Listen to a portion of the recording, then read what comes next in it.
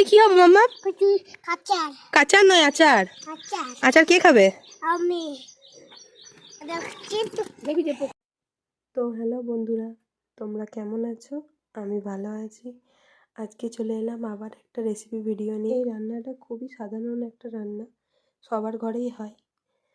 তো আমিও বানাচ্ছিলাম, ভাবলাম তোমাদের সাথে যখন সমস্ত না, বেশিরভাগ রান্নার ভিডিও শেয়ার করা হয়, তাহলে এটাও শেয়ার করা যাক। ভালোভাবে ধুয়ে নিয়ে জলটা ঝরিয়ে নিয়ে তারপর নুন হলুদ মাখিয়ে নিয়ে 2 দিন মতন রোদে দিয়েছিলাম। তারপর যেদিন বানাচ্ছিলাম, বানানোর আগে প্রথমে ভাজা মশলাটা রেডি করে নিচ্ছিলাম।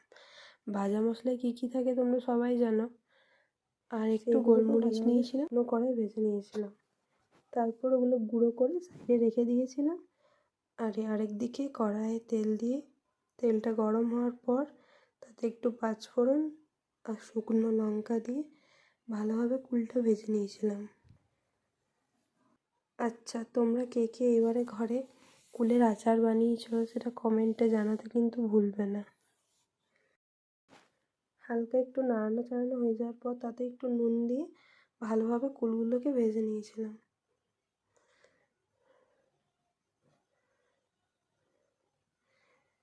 দিয়ে যখন বুঝবেন কুলগুলো ভাজা হয়ে গেছে, তখন তার মধ্যে গুড় দিয়ে দেবেন। আমি আখের গুড় দিয়েছিলাম 500 গ্রামের মতন, আপনারা যে কোনো গুড় দিতে পারেন।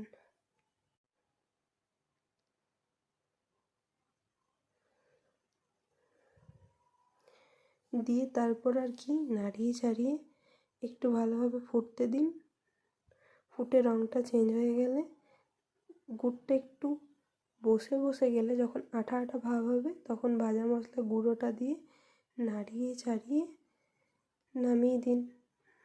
তারপর দেখবেন দারুণ খেতে লাগে, দারুণ। আমার তো খুব প্রিয় জিনিস। আপনাদের কাদের কাদের কুলের আচার ভালো লাগে সেটা কমেন্টে জানাবেন। তো আজকের মতন চলুন, টাটা, বাই বাই।